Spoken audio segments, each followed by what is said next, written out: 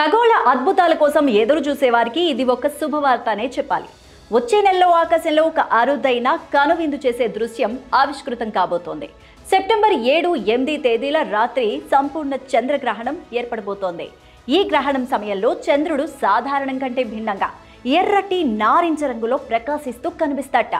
అందుకే దీన్ని blood moon లేదా రక్త చంద్రగ్రహణం అని పిలుస్తారు.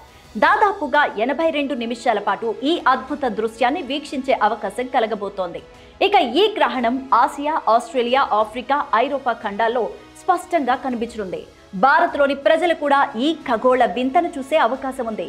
వాతావరణం అనుకూలించి ఆకాశం నిర్మలంగా ఉంటే హైదరాబాద్, ఢిల్లీ, ముంబై, కోల్కతా, పూణే, లక్నో, చండీగఢ్ వంటి ప్రధాన నగరాల నుంచి ఈ రక్త చంద్రగ్రహణాన్ని వీక్షించవచ్చు. ఇటీవల కాలంలో ఇంత ఎక్కువసేపు ఇంత విస్తృతంగా కనిపించే చంద్రగ్రహణం ఇదే కావడం విశేషం.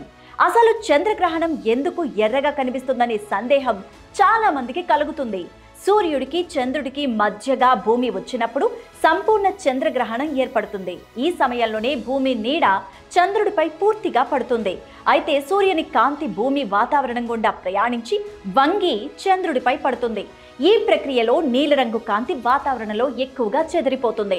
కేవలం ఎరుపు, నారింజ రంగుల కాంతి కిరణాలు మాత్రమే చంద్రుడిని చేరతాయి. దీనివల్ల చంద్రుడు ప్రకాశవంతమైన ఎరుపు రంగులో దర్శనమిస్తాడు. ఈ అరుదైన దృశ్యాన్ని వీక్షించేందుకు ఖగోళ ప్రియులు ఆసక్తిగా ఎదురు చూస్తున్నారు.